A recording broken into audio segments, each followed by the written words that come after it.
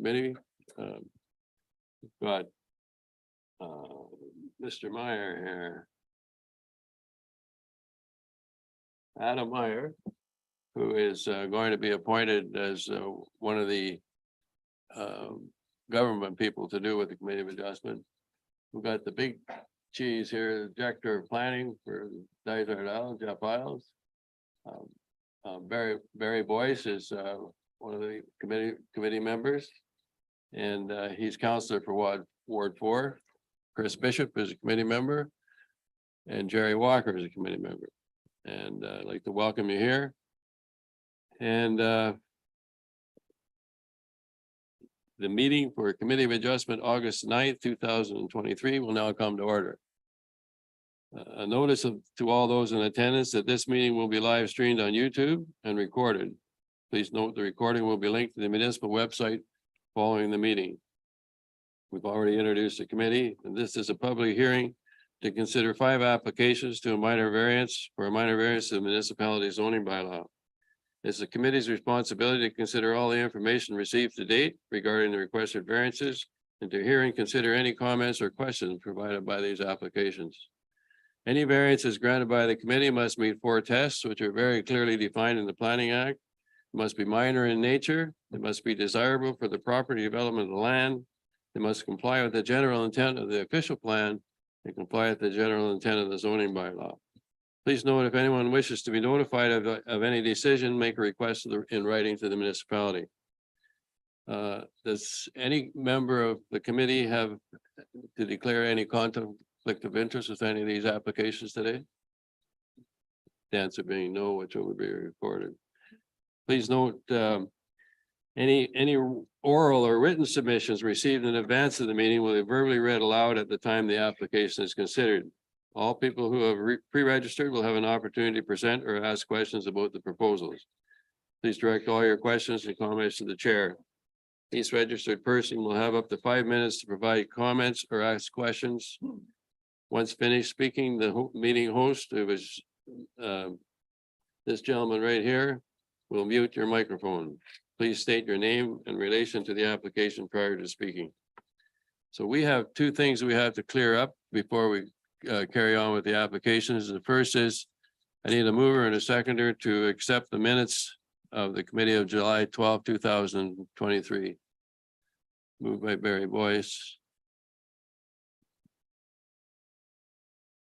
And seconded by Gerald Walker. Be resolved, the committees that the minutes from the committee meeting of adjustment of July the 12th of 2023 be adopted as presented. Please indicate as carried. And the next thing we have to do is appoint Jeff Isles as our secretary treasurer and Adam Mayer as the deputy secretary treasurer for Dysart Committee of Adjustment for the term of the committee beginning August 2023. Someone move that. Barry. And a seconder, Chris. We moved and seconded that be resolved that Jeff Isles be appointed as the secretary treasurer and Adam Mayer be appointed as the deputy secretary treasurer for the Dysart Committee of Adjustment for the term of the committee beginning August 2023. Please indicate your support. It's carried. Okay. There you go. And we'll deal with the first item on the agenda is Mr. Burley. And what is this? Okay, right. Okay. I think we all have been to your place. Is that correct? Chris and I have been there. And you want to start this conversation off or? Yeah, well, again, we walked your place, beautiful, lovely. We had some discussion and there was lots of talk about the fact that other structures and people that are breaking the rules We all know that's not. But we're presented with the case that we have to deal with. That we have to do. Part of it. And based on the core tests and based on feedback from the, in my opinion, we get some options that we can provide to the people with, if you build it, build. You have an option of actually figure out clean wall roof, or the other option that I feel is that we move the roof and we can put up some kind of a roll of tiles on the top and flow surface. And, probably not with, if you want to hear the fact is. You have anything to add to that, sir? You like?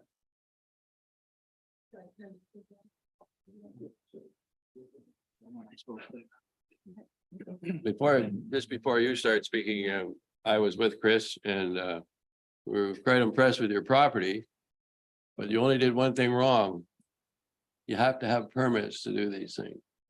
And they are, because if you'd applied for a permit before you built the gazebo, the restrictions would have been quite clear to you what you could and couldn't do.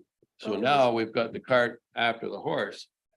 And we're trying to sort it out for you because you do have a beautiful piece of property. Nobody would object to that. But if we let you do it, there's 10 more coming through the door tomorrow that are going to be doing the same thing. So It's been that's there the problem we have. It's been there for 23 years. It's been there. No one has ever complained, and no one to this point has ever complained, and I understand that. But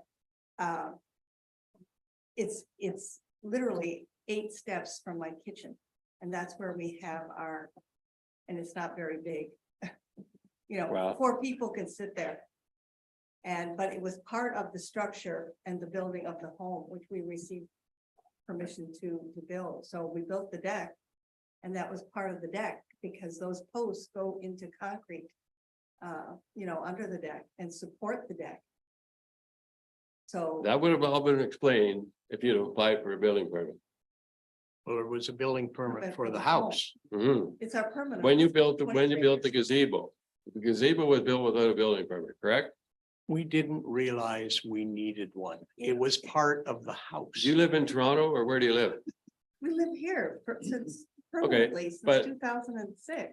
If you add to your house or your home or you change it or else, the township has to know what you're doing. Because first of all, they're going to raise your taxes.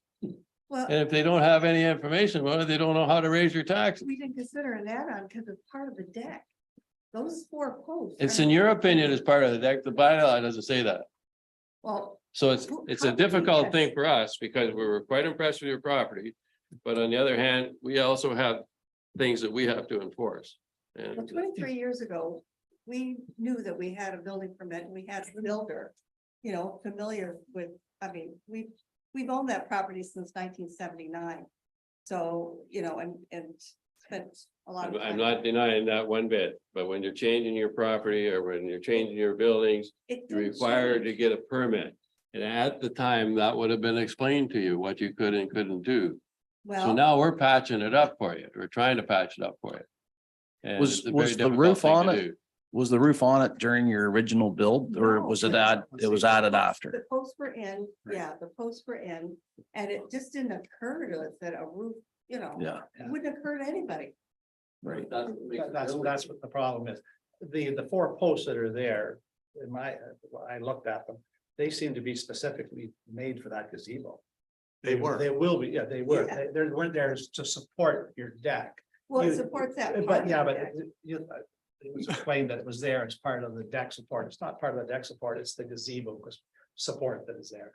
And it And- supports the And deck. it supports some of the deck, but Yeah, main, the the part main, that juts- the main part is for the gazebo.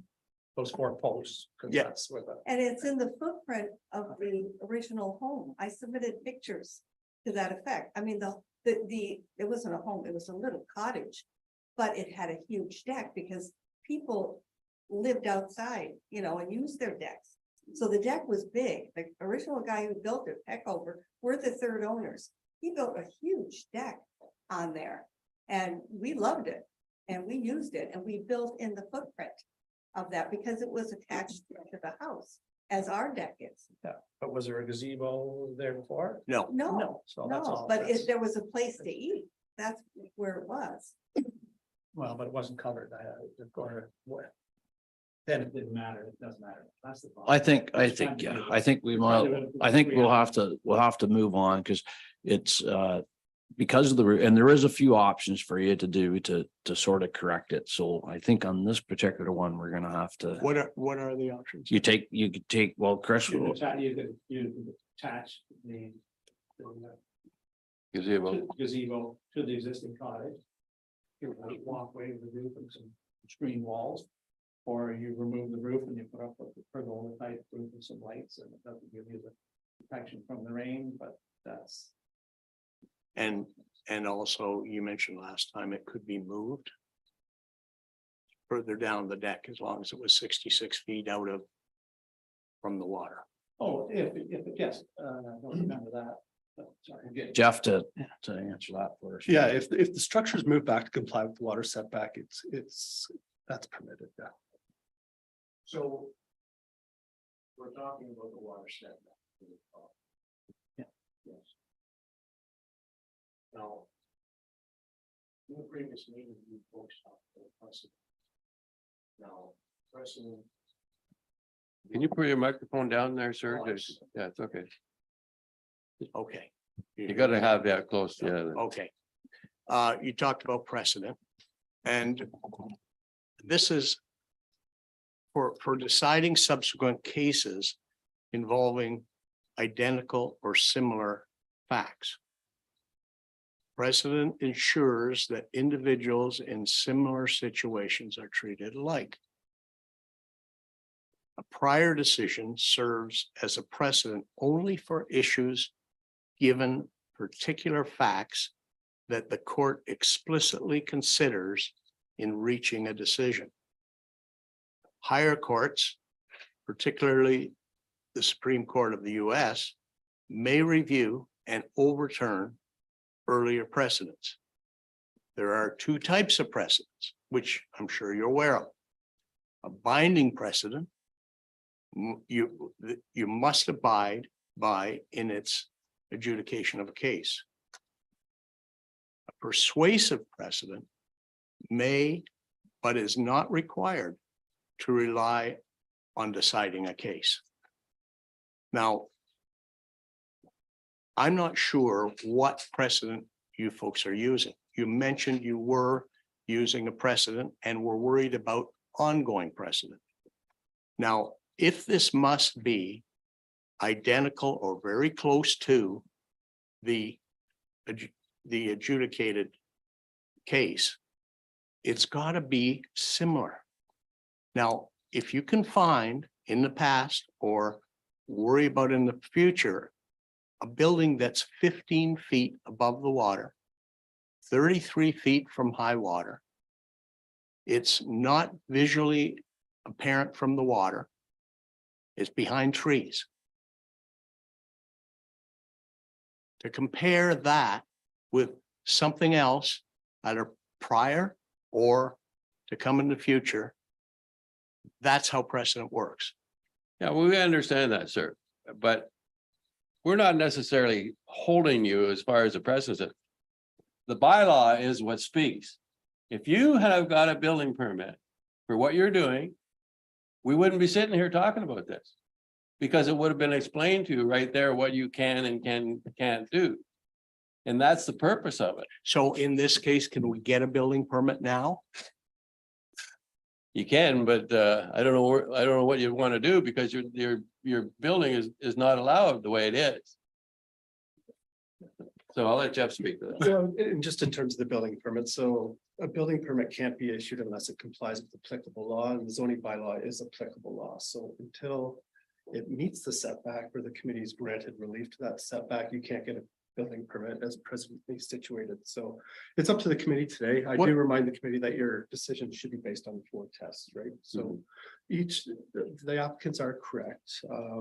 Each application should be judged on its own merit. in relation to those 4 tests. So, but yeah, you can't get a building permit as presently situated unless the committee grants you relief today. Gerald? Just given the information from the fellows here that visited the site, and it does look like there is some options there. I would like to make a motion that we deny the variance to permit the gazebo to have the 33 water setback. Is there a second for that? So Chris?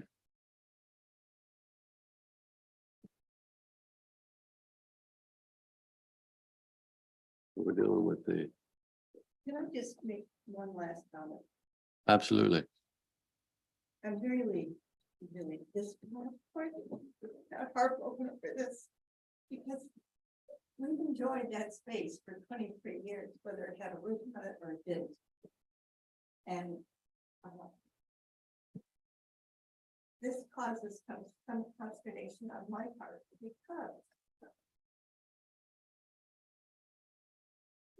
you allow a precedent, whatever you want to call it, whatever name you want to put to it.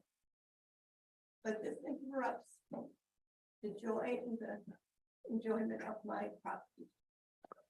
But you can take it into compliance by taking the roof off it. That's all you have to do. Not the same. That's the point. The point is, it's all together. It has extended, having that roof for, I don't know, 12 years. Having that roof, I mean, we built with the post 23 years ago. And we put the roof on, what was it, 2006, or I can't even remember. It was so long.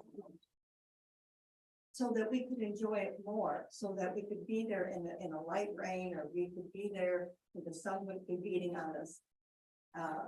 And we have enjoyed it, so that really interferes with my enjoyment of my property for no reason, really. That you can't just say goodbye and good luck with that, you know? We're not saying goodbye and good luck yet.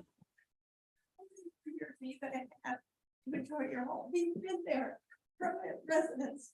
30 years. Yeah, we've owned that property over 30 years, 34 years. And we have lived there permanently since 2006. I understand that. We look across from us, at the point across from us, there are 10 properties, 7 of which have a building which isn't close to this. We watched a tiki bar being built close to us, right on the water. I mean, I'm not saying it's behind, it's not even, there's not a tree, there's not a twig. 7 out And, of but you 10. know something, you don't say anything, you're not. Well, we're that's not, turning people. we have to deal with the cases that are before us. I know, but the We sympathize with you. But the only reason we applied for a right of way, that's how all this started. We were doing the right thing. We applied for a right of way from our lot 29, where our permanent home is, to our lot 30, where our boathouse is. And the reason we did that is because we're not in good health, because we are planning our estate, and because we wanted to make sure that the son that we gave this property to, lot 30, would not be a water access lot if he wanted to build on that lot. It doesn't have to be a water access lot. We sympathize But- with but all of that. that's how it all came down, because they came out on December the 22nd, 2022, and took pictures and said, oh, you got a roof on that. And we're just saying, so it's not bothering it. We've had a roof on that for many years. And now all of a sudden we got to take it off because, Because it's not legal. yeah. Well, yeah, But it is, but there- I'll tell you, I am prepared to take this further, however far we have to go with this. Well, that's because- entirely up to you. Entirely Because right. this interferes with my health. It interferes with my enjoyment of my property for no good reason. If there was a good reason for this, we would If somebody absolutely was comply. We complaining, have complied with everything this municipality's asked for. But to put that right of way through took 5 years and almost $20,000 right, in survey and legal Right. fees. And just incidentally, we weren't even thinking of this. Somebody goes over and takes a picture of this and says, we want to question this. When we were down in Florida, we exchanged letters with, what was his name? Who was that? I The don't fellow know. we were exchanging letters I with. can't remember. Oh, oh. At Jeff, any rate, oh, At any I rate, can't think of his name. he suggested we would need a minor variance for that. And so we applied for a minor variance, not knowing that you guys, you folks were going to hold us to strict liability to this 66-foot rule. Now, the 66-foot rule is it's an arbitrary thing built into a plan or a bylaw. Now, the bylaw gives right to apply for a minor variance. It's not a strict absolute. Applying and getting it approved are two different things. Yeah. Well, Okay, well, we were led to believe that that's what we. Well, I don't know who led you So to we believe do- that. So but- we did, and we paid the $900. And Yeah. then we came into the meeting and said, well, I hope you realize, before you say anything, I hope you realize that there's a strict liability of 66 feet. And you're right, you don't have any neighbors who have complained. But this fellow at the Kenice Lake Cottage Owners Association He complained, yeah. doesn't want well, anything within 66 feet. Now, that's 66 feet. There are at least half the properties up there who have some type of dwelling, whether it's a changing room by the water or whatever. They're all there. There's, So I- where, I so couldn't- how do we, so excuse me for interrupting, but how are we supposed to go forward and put some rules and regulations in place? We're supposed to just let everybody break everything. Those, No. your 7 neighbors, we don't know anything about them. no, And that's a very unfortunate situation, and I sympathize with you, because I took a tour around a couple lakes recently, and yes, I see a lot of that stuff. But those are the cases that aren't before us. If those cases did come before us, most of them would be denied, just like we're talking about your application. And that's, but again, we can't deal with facts that aren't presented to us. We have to deal with the facts that are presented. you saw our situation. Yeah. Are most of these buildings you see, are they similar to ours? Oh, there's all kinds of different. Most of them are closer to the water. They're closed-in buildings and they can be seen from the water. Ours, nobody any knows. one of those things. Just Beckman, this. Yeah, I Mr. think we Earl, need to just speak about the case before us today and not the other buildings, because the committee doesn't know the history of those buildings. They might have legal non-complying status. Perhaps they were built with proper building permits. So I think it's unfair to ask the committee that question. I just want to remind everybody, so council is the legislative authority to set bylaws for the municipality. So they're the ones based on public feedback that set the 20-meter setback. They're the ones based on public feedback that said that setback should be strictly adhered to. So over the last few years, there does seem to be more of an appetite to allow structures similar to yours within the setback, but the appropriate avenue isn't to construct it without a building permit, is to approach your council and try and get them to change their rules. I think that would be the best avenue to go, is to see if council's receptive to change their rules. If that's the case, why even have a minor variance committee? Yeah, why, mean, you why should we gentlemen spend are the money trying to, you know, Well, as the committees mentioned, and it's the staff report mentioned, so committees are, the decisions are based on 4 tests, and council has clearly put in the official plan that water setback is to be strictly adhered to. They don't want that to be flexible. They don't want that to be varied. So that's where staff in their recommendations are having difficulty, because it doesn't comply with the official plan test. And if it fails one of those 4 tests, it should be denied. as Which per the planning. one of the 4 does it not comply with? In staff's opinion, it doesn't comply with any test, but the strictly adhered to language, it's the official plan test. Because the official plan says water setbacks are to be strictly adhered to. And this was started out by this chap at the KLCOA who made the statement that he wanted every. no exception. No No exceptions. exceptions, he said. And the Burley family up there, they've been up at the Kenice Lake since the 60s.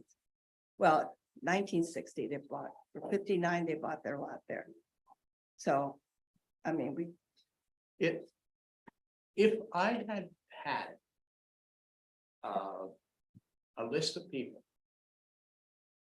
100, 200, 300, would that have any effect if they were invited to see our place and make a judgment on it? Would that have any effect? So in staff's opinion, that might impact the desirability test. So there seems to be some desire in the neighborhood to allow something like this. But in my opinion, it still doesn't change the official plan test, which is set by council, that that water setback is to be strictly adhered to. So, yeah, it might satisfy one of the tests, but not all four. Well, which of the other ones doesn't apply to? Why, just the planning bylaw? Sorry, so can you clarify what you mean? So as I stated, like, if you got 100 people to support your request, Yeah. to me, that's the desirability test. Okay, The minor test is based on impact, so what are the impacts on adjacent uses, such as the lake, such as the neighbors, such as. So, we could get an expert to claim that there was no minor, there was no impact on the lake, whatever. but it keeps And- coming back to the official plan test is where I think the committee and staff were Okay. kind of keep referring back to strictly adhered to. Okay. It doesn't satisfy that official plan test, and the council was very clear when they put that in place that they didn't want that to be varied. The history, and I can tell everybody, and I've told Don before, I believe Don was on the committee at that time, council agreed, passed a variance to allow something in the water setback. And our own council appealed the committee decision to the Ontario Land Tribunal. Because council didn't want water setbacks being varied. And then that's when that was put, that language was put in the official plan, saying it had to be strictly adhered to. so it was okay because we had approval to build within the footprint, which was 32 feet or 33 or 4 feet from the water. So we had that permit and built within that.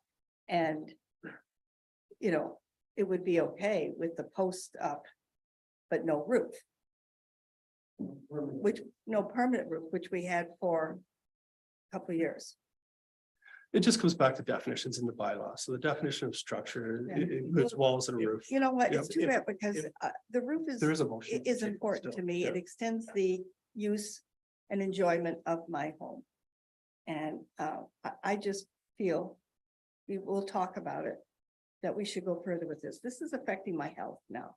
And, you know, I need needs to come to some other thought out of this. We need If- to. My point is, if it's strict liability, as you say this bylaw is, why do you have a minor variance meeting? Because this is the Halliburton Highlands. Have you seen a lot of property around where some of them can't build? If they we enforce it right to the nines, So the municipality must accept all variance applications, and then it's forwarded to the committee to make a decision based on the four tests. So we can't turn down an application just because we because we think it might not get approved. But if that person arrives at the committee and is told, sorry, there's strict liability here, you've just taken, what is it, $950 from that person? Yeah, the staff, we usually try and be upfront about that. We No history one isn't like ever that. told us. We were certainly not warned of that at all. No. In fact, we were encouraged to go ahead. Oh, with this. absolutely encouraged to go ahead with it. And it sounded like it was going to go that we, you know, had something that is was that from the minor. building department? Yes. Yes, absolutely. Did you tell them you didn't have a permit? No, we put. We knew we did. Listen, we were open with it. We were open with, we thought we had a permit because we built in the, you know, within our structure. That's all within our structure. We thought the. And this so we was thought part of we had the a house. building permit. We thought we had it. Well, Unfortunately, couldn't call them with the mail and bake. I know, but why couldn't they tell us that before we forked over? Actually, I All think you that can, money. I think you can make a presentation to council if you want to get back your $950. You'd have to bring that to council. Council would have to make that decision. That is an option for you. Sounds like you got a few options. You can take it a little bit further if you like.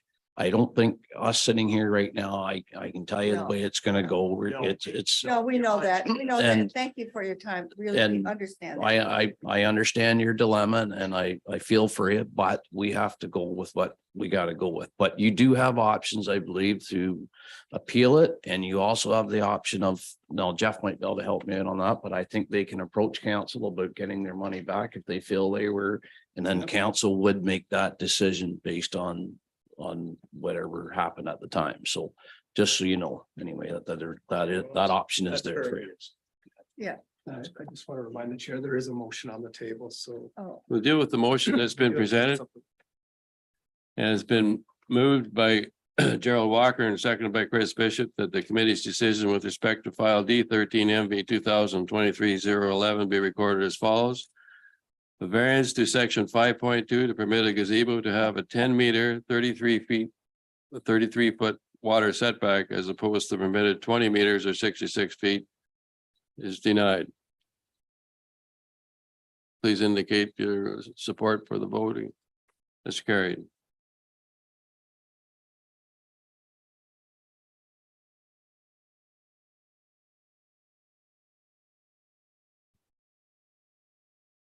We don't like this any better than you do. So this. What's that? What do you want me to do? I can't imagine. So we have the other problem of your cabin sort of thing. And we're stuck with the same problem. And I hate to be sort of a broken record, but if you had gotten a building permit for that cabin, you would have been instructed what you could and couldn't do. And you didn't do that. It was 100 square feet, and apparently you don't need a building permit. But I have to defer to the planning director. Yeah. It came with the house, came with the cottage. Yeah, but they don't care. It came with the Hmm. cottage. That is true. You do not need a building permit for something that's under 10 square meters, but it still must comply with the building bylaw. So Yeah. it still must comply with all applicable setbacks. In this instance, the main use still needs to be constructed before an accessory use is constructed. We bought this with our property. I mean, that was there. We had it. That's why you have lawyers. Well, I'm sure you had a lawyer. And if the Yeah. lawyer had looked into it, he would have found that you had to push it back. It was 100 square feet. it was Pardon? 100 square It was feet. 100 square We, feet. all we did was put the, It doesn't matter. You didn't need The a permit. porch I'll on it. give you that You because don't of the need a size of the permit. building. it was 100 square feet and we just put a porch on it rather than 2 steps up to the thing. That's all we did. Wow. So we could tear the porch off. Can we take the porch off? I mean, all we, I don't believe the issue is. I don't think that was the The issue. issue, the issue isn't the porch. The issue is the fact that that building is there before there's a permanent dwelling. That's correct. That is the issue. That's That's what Those the facts issue. that we're, That's that's the facts apparently we're the trying to deal with. Yeah. So one of the, an option is to move it to your lot where your existing cottage 29. house is on, which would make it legal. Again, Moving it 50 feet. we're- Moving it 50 feet. Gerald, Can they, if they apply for a building permit on that property, they can keep it for 1 year or 2? Sorry, if they applied for a building permit for a main dwelling. So there is a section in the bylaw that says if you apply for a permit for the main use, which would be the cottage, you can have a structure incidental to construction, like a shed for up to 1 year, but also a structure that can be used for accommodation, whether it's a trailer or a private cabin for up to 1 year while you have a building permit. That's right. So eventually.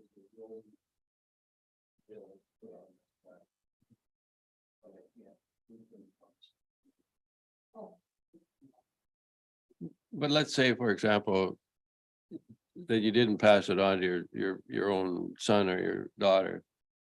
And you sold it to somebody else. So he starts living in that thing. Maybe he's living short term, But he has to use the washroom somewhere and he has to, you haven't got a tile bed or anything else for it. And that's one of the reasons why they don't allow a smaller building to be there before the main building's there. They put it down. Somebody who pays that, who would pay that amount of money for that lot isn't gonna be doing something. Yeah. Director comments through the chair. Well, I'd agree with you there. Yeah. Yeah. I'm just saying a possibility is, first of all, maybe he just uses it for a change room and he has to go to the washroom. Where does he go? Where does he go? You don't have any septic system or anything in there. No. No. And that's part of the reason why that bylaw is there. Excuse me, can I ask? Whether I agree with it or not, whether I agree with that or not is another thing, but that's why it's there. They would make some sort of accommodation. If that was the case, somebody paid $1 million for a lot, was gonna stay in a 10 by 10 cabin. They would make some sort of accommodation for the sanitary part of it. Jeff, can I ask you if, the building permit thing? If it is only good for a year, then you think, you know, that for sure, and can you apply to extend that at Well, any that- time? Or That'd solve his problem. it really wouldn't, but it might give them time to, Make an application, it doesn't mean you're gonna get your permit in a month. It takes a while to get a building. oh, permit. and I'm saying, and I think I told you this before, but I'm in the exact same Yes. boat. And I just went through all this. I have a building permit and I just brought a cabin in. Yeah. And it's 160 square feet, which is the maximum allowable, I believe. And Don't get yourself in trouble. well, no, well, I can guarantee I looked into this very thoroughly. And I have applied for the building permit. I have applied for the septic system. I do intend to build within a year. Now, that was my question. I was wondering if it cannot be extended, because I don't know. I haven't started building yet. Yeah. So my intention is to build within a year, but things happen, right? And So- even getting a contractor or whatever. Well, whatever, maybe interest rates go to the right, where Yeah. I don't wanna Yeah. go there. Yeah. So can I? And could these people apply to have that building permit extended beyond that year, or is that impossible? First, I would defer that to the building department, but staff don't have the ability to grant relief to a zoning bylaw.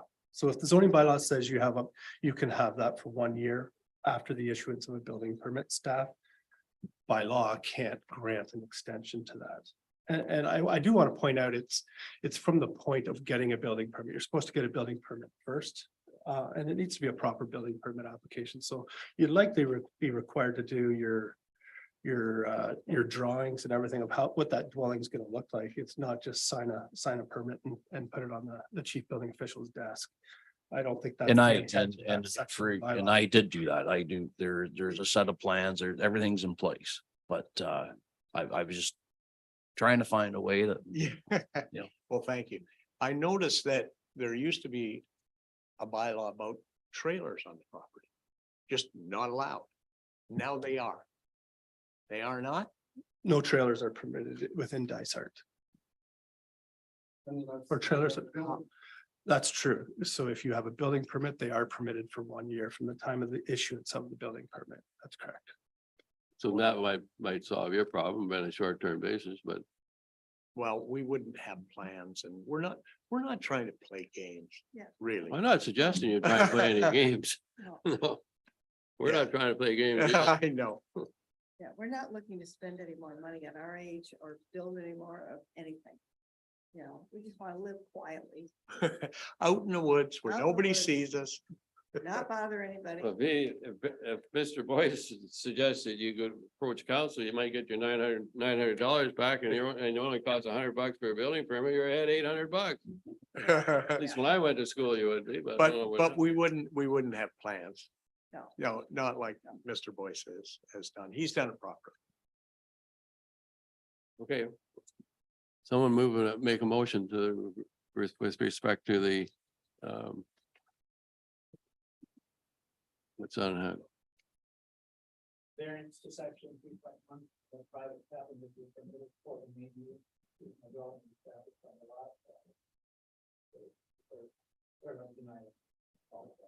There a seconder? Jerry Walker.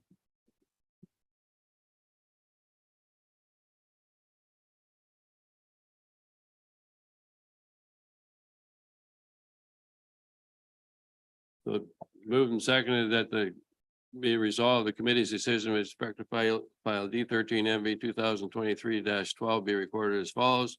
The variances to section 3.1 to permit a private cabin to be permitted before the main use or seasonal dwelling is established on the lot is denied. Carried.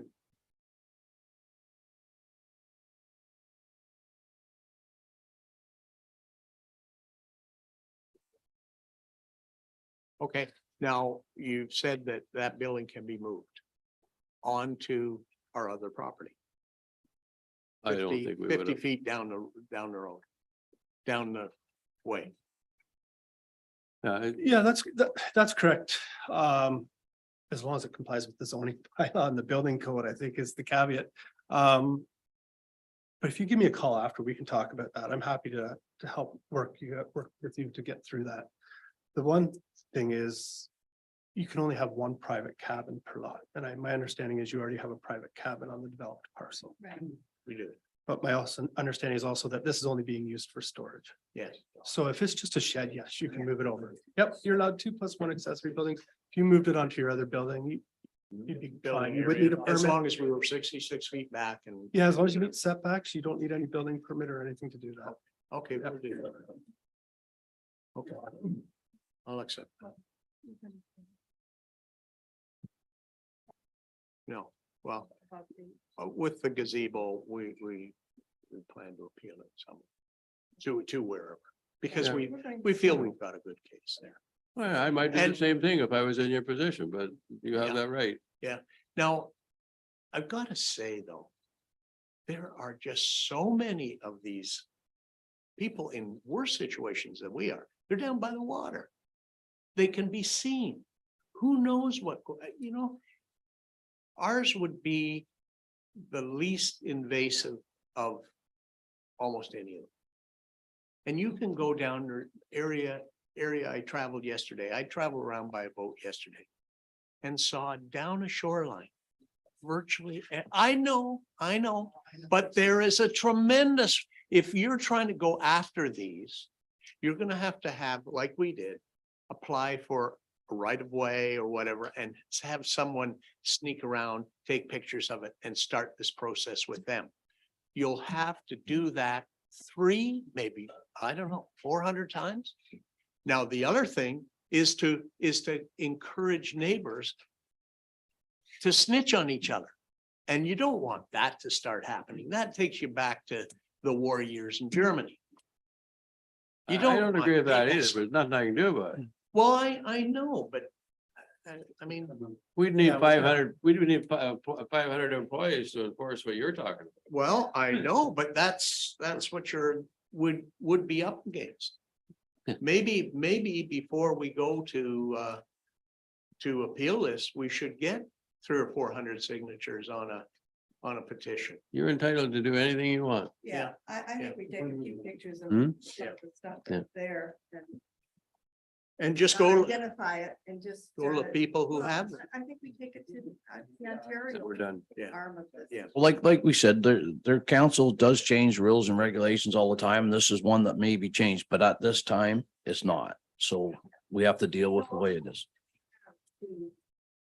Move this thing. It's gonna be a project. Want to move it? Do we have a year? You can talk with me after the meeting. Give me a call. It's a non-complying issue right now, so ideally as soon as possible. But we can talk after the meeting. But doesn't he also have to, the original building permit hasn't been finished on the main building, is it? That's my understanding according to the building department. So they recommended conditions for a building permit for both the gazebo. We thought that was done. That was handled by the builder. Yeah, built our place. Yeah, the building department advised that it wasn't, so, and then they recommended a condition to get a building permit, so. That's the information staff are going off of, but we could talk after, like, this committee can't implement a time frame for you to remove it. Their job was to decide whether to grant relief from the zoning bylaw, which they denied. In terms of removing it, if it doesn't get removed, it would just become a bylaw enforcement matter. Okay. All right. Thank you very much, sir. Okay. Thank you. Thank you.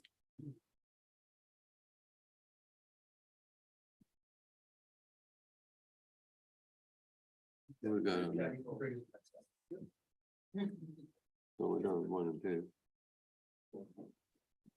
2. Bergman and Power, that's the one. Dylan, can you hear us? Yep, I can hear you. Yeah.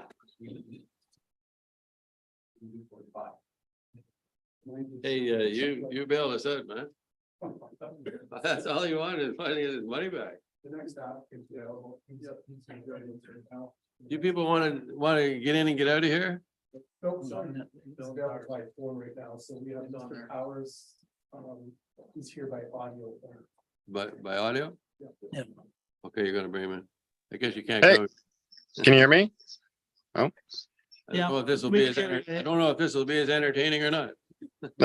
Probably not. I can assure you. Okay, where is this guy? He's just here by audio, so you can't see. So who are we dealing with? Bergman and Hi. Power. Mr. Power?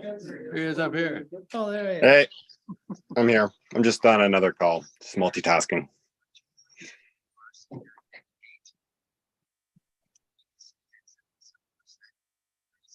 Do you want to start this off then and give us a quick synopsis of what you're looking for? Well, this was addressed last month, right? So I actually didn't know I was on the agenda until this morning. But I think last month we deferred it, right? Yeah. In the anyways, in the meantime, I had a contractor come out and look at the house. I had a bylaw officer stop by the house actually as well last week. There's just no place to put it on my land. And Jeff kind of confirmed this morning, I do have 2 pieces of land. So I have my land, and then right next to it is a completely empty lot that's pretty much only used to allow me to drive out and into my property, because the hill's so steep, you have to kind of go in and out. So it's a completely empty lot. So I had one idea, was maybe just if I'm able to move this cabin, move it away from the water, but put it there. But it sounds like from this conversation, and well, Jeff said that I can't put it there either. So I'm truly at a loss, I guess, around what I'm supposed to do with this bunkie. But the bylaw officer told me I have until July 1st of next year to get rid of it. Well, I'll let Barry talk to this problem a little bit. He was at your place today, so. Oh, great. Yeah. Okay. I went out and had a look at it. I do agree. I don't see a place for you to put it. Nope. I think the only way that you could tear it down is to do it by hand. I don't see Yep. where you even get a machine down there to tear it down. Nope. So really, that's all the information that I got that I'm passing along to the rest of the committee members here. It is a tight spot. You're not gonna get a crane down in there in my recollection, or not, but I don't see how you'll get a crane down to move it, so. Anyway, that's my feelings on it. I don't know what you can do with it, honestly, other than hand tear it down to take it out of there. So now you have, it is a bunkie, I believe, at the time, but you've committed to make it into a shed. Am I understanding that right? Yeah. Like I don't want to use it as monkey. I'd love to be able to just keep it as a shed. It's if there's ever a case for an exception, I really truly feel this is it. Like, you saw the property. There's nowhere else to put it. Like, I'm aware of the property. Yes. He's aware of it. Yeah. Anyway, yeah, well, anyway, Does the that's all. side yard setback help you at all with that? Or not? no, it's right next to Barry can say to it, but Well, I think he meets the side lot. He's okay with the side lot. I think it only has to be a meter, and this is more than a meter away, if it's a shed. Is that my understanding, Jeff? Is that correct? Correct. A shed only has to be 1 meter from the side lot line according to the. to So the we don't site have to plan, worry it's about that. 2.4 meters from the side lot line. Someone prepare a motion for this particular is this place bugged? Yes. So we're gonna get them to use it as a non-sleeping cabin, like a shed, right? So you're prepared to do that, eh? Just call it a shed and not a sleeping cabin? I guess you might sleep in the shed. This minute's gonna be covered up. So what's that, sorry? I said, you're in agreement that you'll make it a shed, not a sleeping cabin, correct? Yep. So that being the case, Jeffrey, I just thought I might read out the conditions because we could include that as a condition. I think the conditions were read out last month, but there's some that are pretty impactful on the applicant, including the last condition, which would require him to get an environmental impact study. So I can read all the conditions out again, just so that the committee can be clear which ones they want, which ones they don't want. It's up to the committee to Okay. decide. These are just recommended conditions. carry on. So the condition number 1, says the variance applies to a private cabin as shown generally on the property sketches. Any encroachment beyond the variance granted today will require further application for a minor variance. Condition number 2, the county shoreline tree preservation bylaw applies. Condition number 3, additional native shoreline vegetation shall be planted to screen the building, naturalize the shoreline, and address environmental concerns. Condition number 4, during construction, proper site preparation and construction methods are to be used to prevent sedimentation of the adjacent lake. This is already constructed, so I don't know if that one would apply. Condition number 5, the applicant must submit confirmation from an Ontario land surveyor that the private cabin meets that granted side lot line setback and water setback. And last one was, as I mentioned, if the variance is approved, that the applicant must obtain an environmental impact study to determine whether there will be no negative impacts on the natural heritage features as per the official plan. Okay, so can we address them one at a time here? Sure. So the number 1 was its application for a bunkie, is that? How do we call that? How we word that? That's a pretty standard condition. Yeah, Yeah. it just says that basically that the variance is applies to the structures as shown on the site. Yeah. plan. Okay, so that one, everybody's okay with, right? Number 2, can we do, what's number 2 again, Jeff?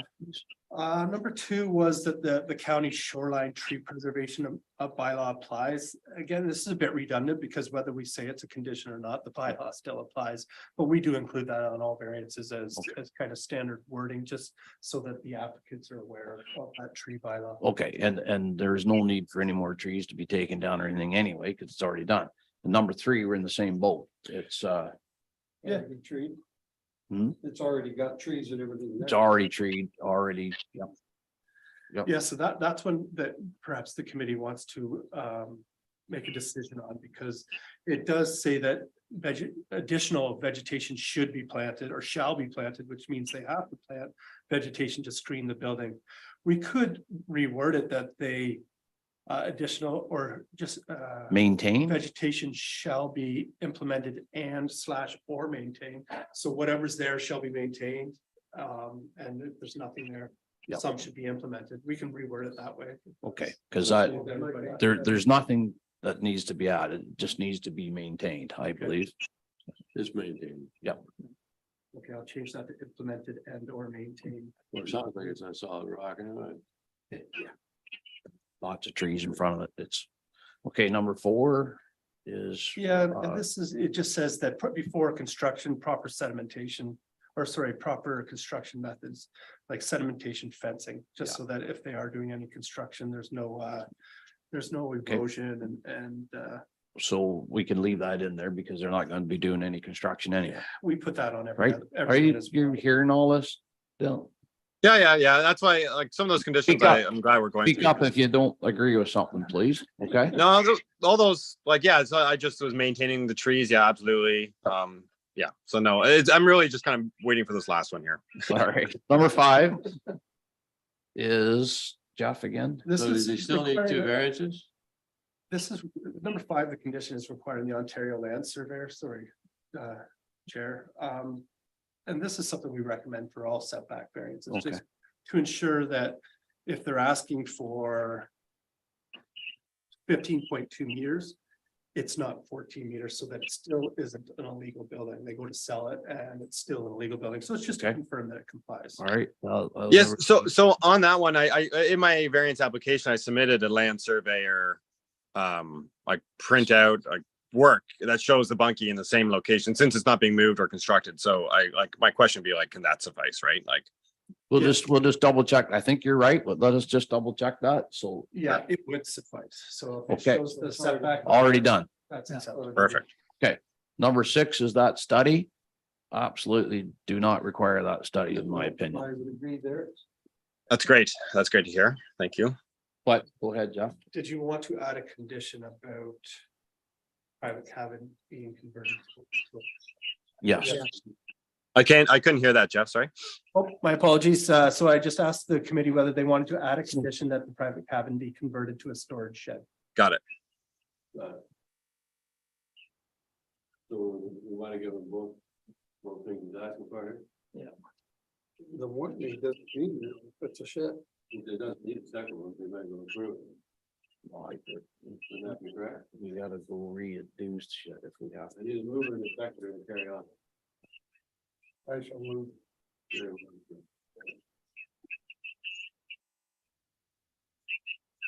Second. We made the motion, sorry. I did. Okay, Second, the committee's decision with respect to file D13 MV 2023-16 be recorded. Somebody shut my mic off. Yeah, I couldn't hear anything there. Sorry. Variance of section 5.2 to permit a private cabin accessory building to have a minimum water setback of 15.2 meters or 50 feet as opposed to the permitted 20 meters or 66 feet is granted. Carried. That's great. And awesome. a variance to section 3.1 to permit a private cabin to have a minimum interior side lot line setback of 2.4 meters or 8 feet as opposed to permitted 4.5 meters or 15 feet is granted. Carried. You're good to go, man. Awesome. Well, I really appreciate that. That's excellent. Okay, so it doesn't sound like there's much more for me to do then. I guess it's a matter of closed. So- Take the beds out. Yeah. It's And very We'll be over for the party, so let us know when it's on. Yeah, for sure. Provide you So a like, so that copy. one condition for the turning into a shed, are you gonna come and validate that? Like, to your point, like, so do I just give you a call and say, hey, the bed's in the garbage now and it's my weed whacker's in there? Take a look. Apparently parking is pretty limited there, so you maybe want to make a parking lot for part of it. Yeah, no, like you saw that it's a pretty distressed lot. There's not a lot of space. Have a Yeah, great day. you can let us know when it's been converted and we'll come out and take a look. We'll also provide you a notice of the decision today, just for confirmation of the committee's decision. Perfect. Great. Okay. Thank you, everybody. Great day. thank you.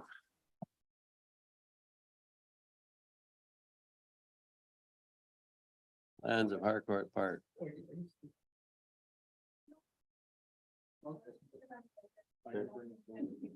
Who is that?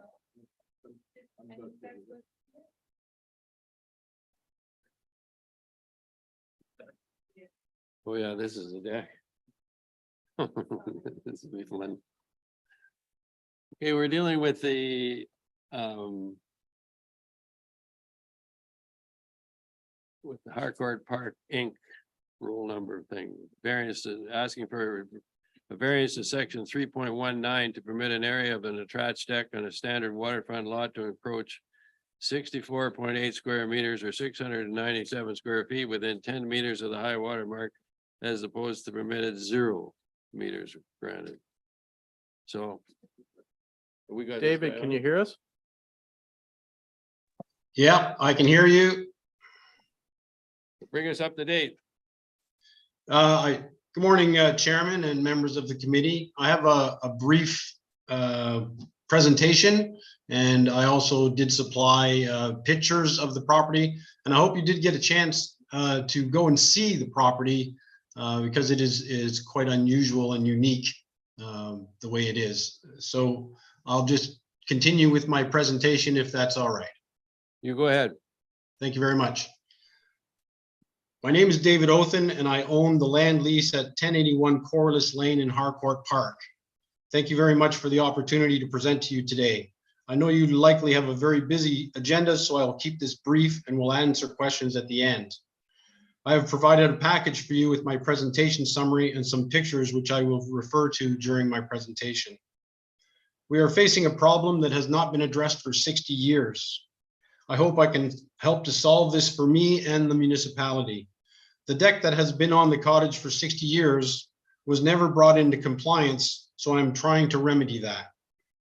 My goals here today. Number one, to ensure you have the necessary information for your approval of the minor variance to bring the deck into compliance. Number two, to outline the implications for me, the land lease, and others in Harcourt Park. Number three, to ensure this is resolved so that when I sell the cottage in years to come, there will not be an issue. History and background. In 1963, a building permit was granted by the municipality of Dysart to construct a cottage. The cottage and deck were constructed, inspected, and approved while being built on the original Shore Road allowance. I have the building permit for the original cottage provided by the planning department on January 6, 2023. There were no drawings or surveys on file of any kind. In 1988, the cottage was sold to Lynn and Robert Hancock, who built the existing outhouse and dock house without a permit in 1988. That was 35 years ago. In March of 2017, the cottage was advertised for sale as having 353 feet of waterfront, which was attractive to me for many reasons, including privacy, outbuildings for storage, and a spacious deck. In July 2017, I bought the cottage with the deck and the outbuildings. Since many other cottages on the lake have bunkies, gazebos, and or dock houses within what I now know is an original Shore Road allowance, it did not occur to me that there would be any problem with any of the structures on the property I was purchasing. These other properties are easily visible from the lake and from Corliss Lane. The purchase of this cottage was a lifelong dream for me, and I've thoroughly enjoyed all aspects of ownership. In summary, for 60 years, a cottage and deck have been on a piece of land that the municipality owns. 2 additional buildings have been on that same land for 35 years. It has been sold 2 times since the original construction, and this has not come to light until now. The purchase of the Shore Road allowance was approved by council on April 25th, 2023, and I am moving forward with the purchase. I have requested the survey, and I'm waiting for that to be completed as part of the purchase. How did we get here? I always knew that one day I would have to replace the deck as it was in bad shape. During the first 5 years, I did small repairs to broken and rotting boards for safety and liability concerns. September 2022, I rebuilt the deck as close as possible to the existing dimensions and shape, as it was now a serious hazard. I built the deck without a permit because I thought I did not need one to replace what was already there. This was a mistake. October 2022, I received a notice to stop construction, which I did immediately. November 2022, I started working with the building department and the planning department. On January in 2023, I spoke with Danielle Vibert, who advised me of the steps involved for a minor variance. I emailed before and after pictures to Danielle to support historical existence of the deck, its size and position, and to show pictures of the new deck built to the same size and position as the historical deck. The pictures in your package are labeled and numbered so you can see the before and afters of the same areas. There's before number 1, 2, 3, and 4, and afters of number 1, 2, 3, and 4. This has been a real education for me. Everyone at the municipality has been very helpful, and I could not have gone through the steps without their help. My counselor, Tammy Donaldson, visited the property before the last meeting where I was approved to buy the shore road allowance, and she was very helpful in getting me through this He's here process. now. Thank you. Hello, Tammy. Thank you for showing up today. Implications. Number one, without approval of the minor variance to complete the deck, I cannot access the cottage. There are 3 access points, all from the deck. You can see the stairs leading up to the deck from where I park. Please refer to the pictures labeled access 1, 2, and 3. Without the deck, the vertical drop at the front door is about 4 feet. And on the south side, the sliding doors that go out from the dining room, it's about a 3-foot drop. Number 2, without the deck, there would be no easy way to clean eaves troughs, windows, siding, or do any exterior repairs. Number 3, this has a significant financial implication for me. If I cannot complete the deck, the cottage will basically be worthless and impossible to sell, as you can't get in and out of it. Number 4, it also has serious implications for my life. As a substantial part of my retirement plan, I had planned to fix up the cottage and enjoy it until and during my retirement, which is only a few years away. Due to this unresolved issue, my retirement plans are on hold. In closing, since the start of this process, I've noticed that more than half of the cottages on Allen Lake are on the original shore road allowance. All of those cottages have some combination of decks, dock houses, bunkies, or gazebos. Several of these have been built in the 6 years that I have been there. Rarely a week goes by without the sound of building on the lake. So in closing, I ask that you approve the minor variance so that I can bring my property into compliance.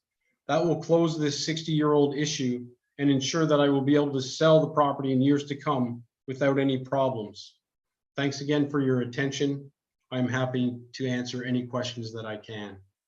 Thank you very much. We have any questions here?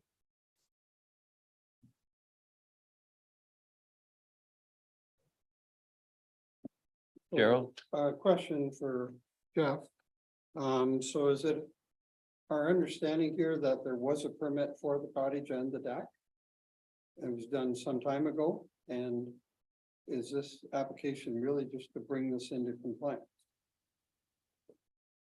Yes, yeah, our records do indicate that there was a building permit from 1963. My records in front of me today, and I apologize, I don't have that answer. I cannot confirm whether that included the deck, but Mr. Oppen did say he has documents showing that did include the deck. So what happened, it is a bit of a technicality. So by demolishing and reconstructing that deck without a proper building permit, any legal non-complying status that deck once had was lost. So as per his comments, it's still in the same location.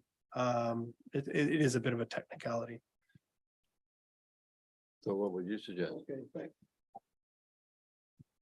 Well, if you're asking for the staff's recommendation, it is a bit of a difficult one because staff do recognize the history of development there. In looking at the official plan, there's a lot of policies that want to keep development further from the lake. So staff certainly aren't giving a solid recommendation to the committee today.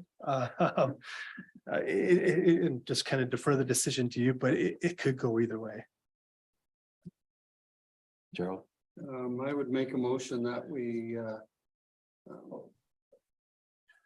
Sorry if I don't want to cut you Oh, off, yeah, sorry. Committee Member Yeah. Walker, but maybe before we make a motion, I could read out the proposed conditions. Yeah, sorry. Just so that Good point. everybody can have a discussion on those. And I just want to note that notice was provided as required on July 20th. We haven't received any comments as of today's meeting. In terms of conditions, staff are recommending 6 conditions.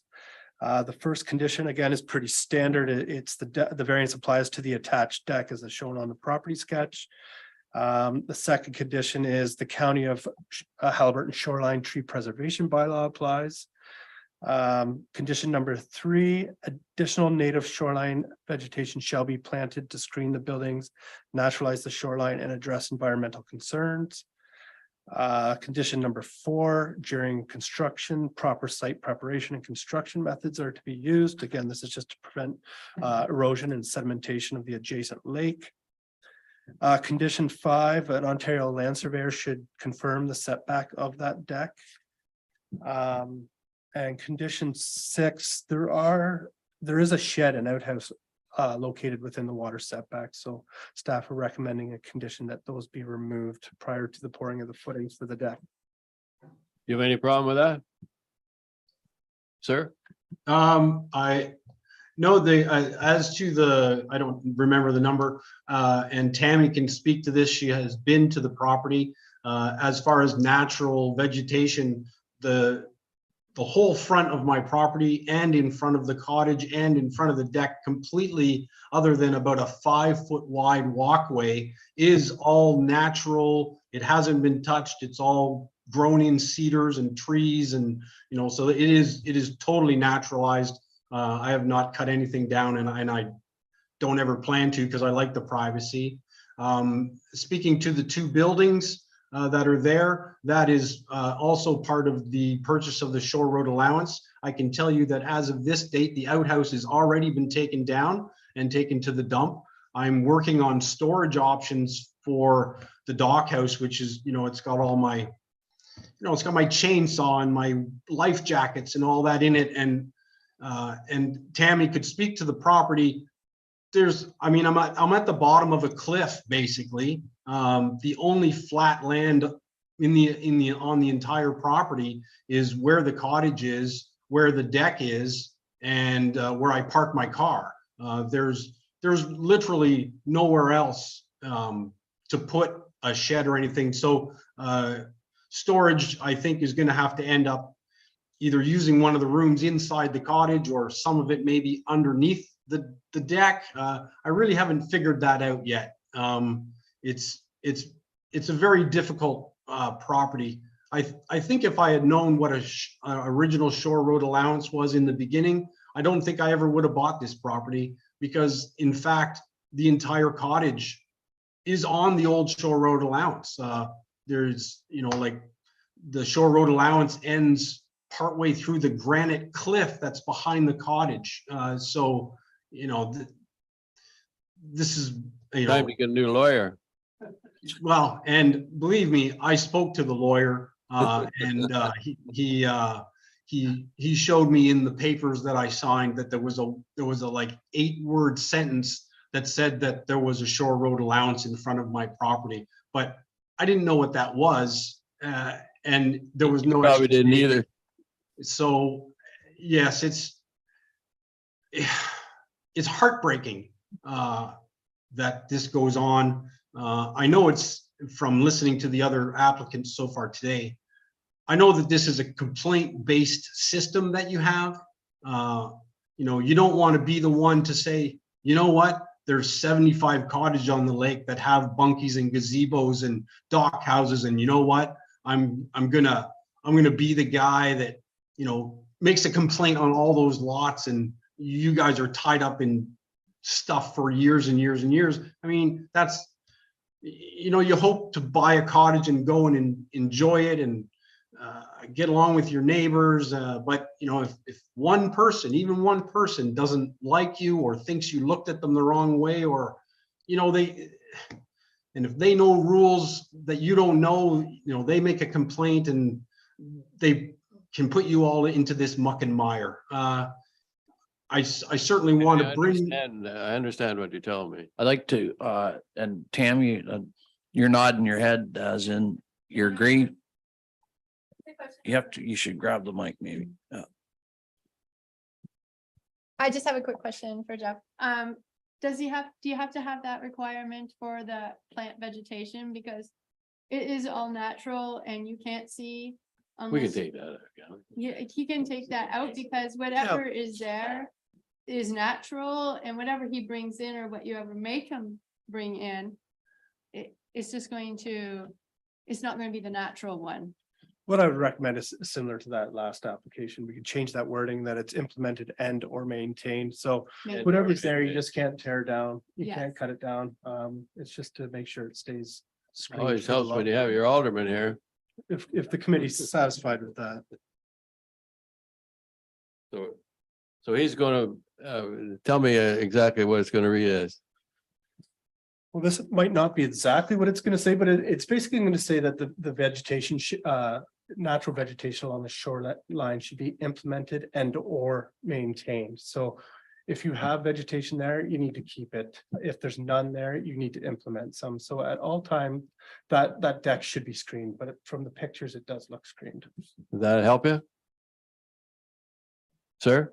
That, yeah, that we, absolutely, the, you know, That's done. I'm a big proponent of, you know, the forest and, you know, I'm very eco-friendly and I love the privacy and the screening that all of the natural habitat gives me. It's, you know, it's part of why I love that cottage is the privacy. So, you know, I would never do that. I need a mover and a seconder on this. Gerald Walker moved it. Seconder, Barry Boyce. Okay, you ready for this? Yes, sir.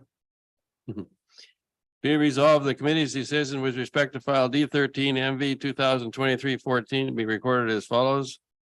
A variance of section 3.19 to permit an area of an attached deck on a standard waterfront lot to encroach 64.8 meters within 10 meters of the high water mark as opposed to permitted 0 square meters is granted. Please Thank you very indicate. much. Thank you very much. You go, man. You've really taken a lot of weight off me. I've been worrying about this for ages. Sorry. Enjoy your property. Well, when you get the new place built, make sure you invite us to the opening. Thank you. Thank you very much. I'm glad that you came, Madam Alderman. Thank you very much, Tammy. I really appreciate it. Yeah, if you can't see her, she's saying you're welcome. Okay, we're gonna move on here.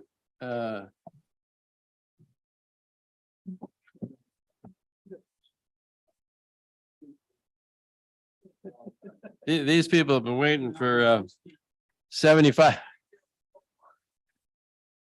I thought it would only be 50 minutes, it was 75. Good morning.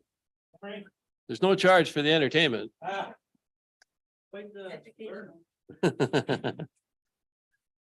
Okay, so. This is is this the one, the height of the building and stuff? Yes, sir, it is. You just start her off with what you're looking for, and I'm sure we'll be very accommodating. Basically, we've now moved up.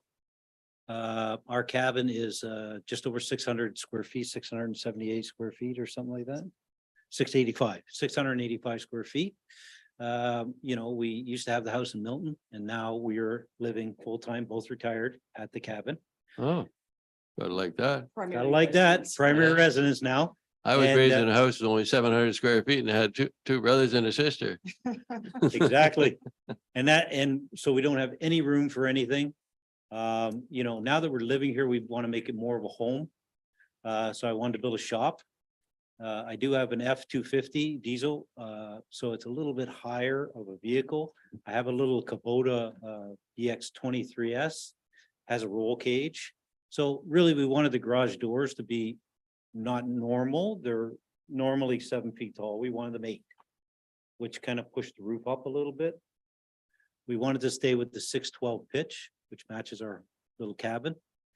And those factors ended up putting our roof a little bit over the 18 feet. So I guess our street in our area is zoned WR4, but we are not anywhere near the water. We're a kilometer from the lake. So that's the standard, I guess, for a lake lot or our lot because it's deemed WR4, which is the 18 feet. So we're a little over that. So that's why we're here today. I think you picked a good day to come. Okay. Any questions for this? I kind of don't think we have a whole lot of problem with what you're talking about, so.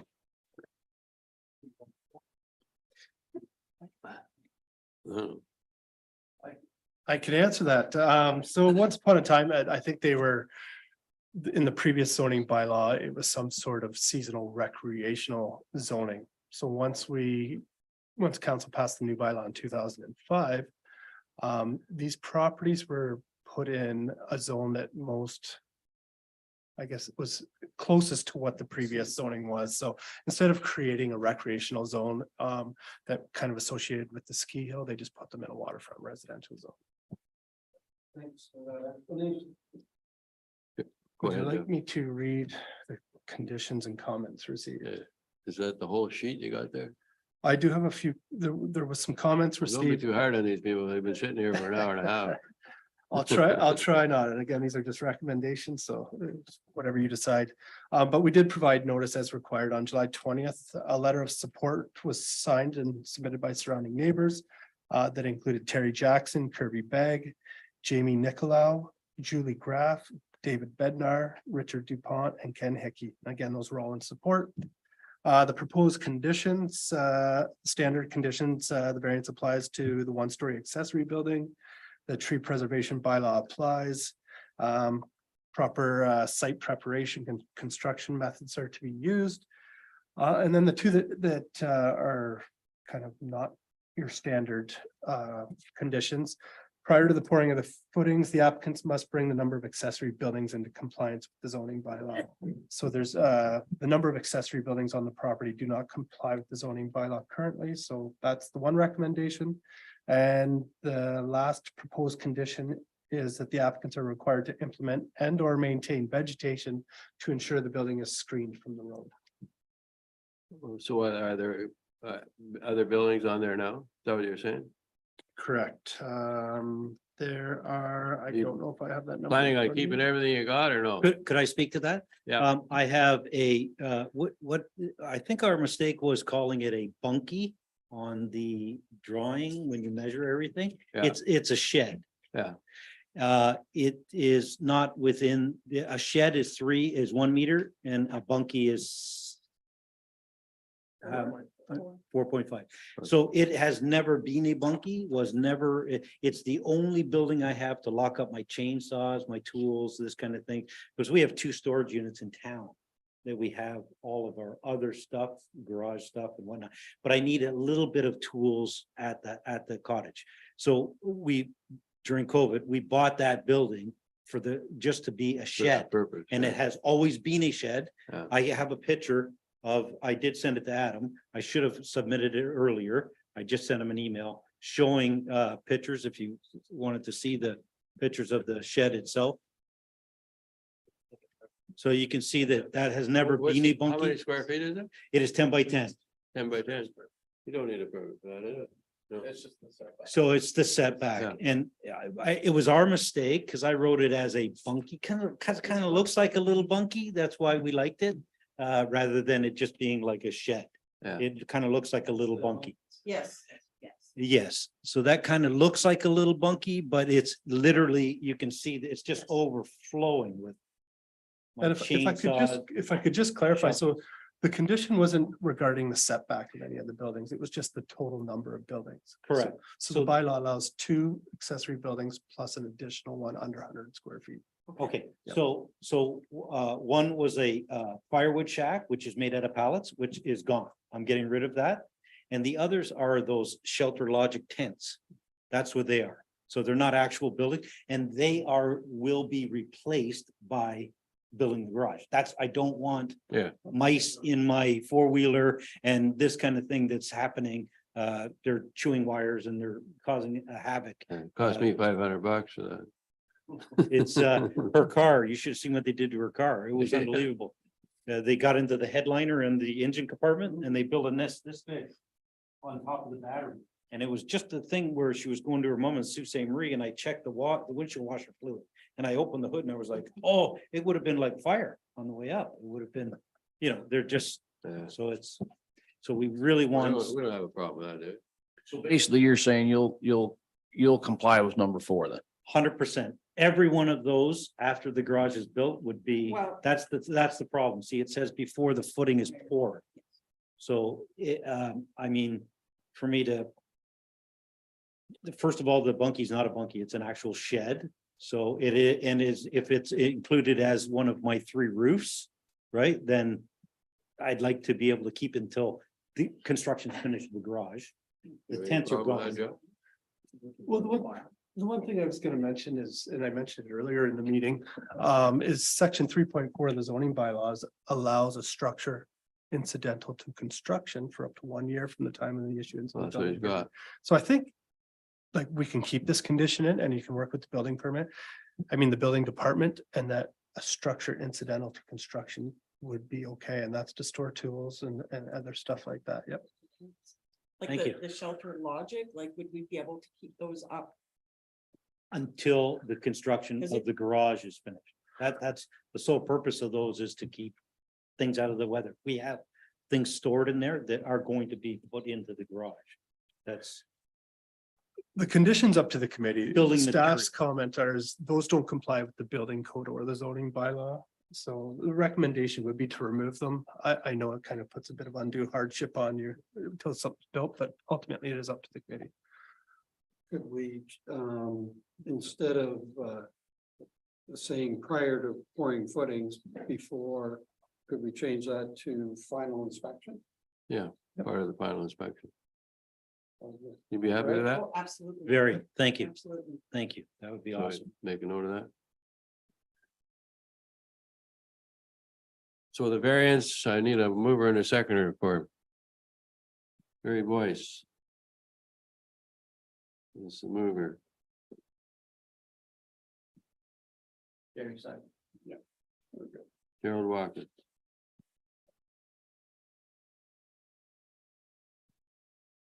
They resolve the committee's decision with respect to file D13 MV 2023-17 be recorded as follows. The variance to section 5.2 to permit a 1-story accessory building to have a maximum structure height of 6.7 meters or 22 feet. As opposed to permitted maximum of 5.5 meters or 18 feet. Granted? You're good to go, man. Thank you all very much. Good luck with your bill. Thank you. It's our pleasure. Sorry about the lack of entertainment there in the first part of the meeting. If we can adjourn this and then we can, yeah. Understand close the your meeting. Find that development. I was gonna say, yeah, yes. Yeah, I'm not familiar with all the properties and all the names. But yeah. Well, probably Kirby, because everybody knows Oh, Kirby, right? Yeah. I need a mover and a seconder to adjourn. Chris Bishop. And Gerald Walker. You resolve the meeting now be adjourned at is that 1:30 or 12:30? 3:37. 12:30? 12:27. 12:27. Carried? We're all there. You can turn your microphone. You're good to go. Thank you. Don't start.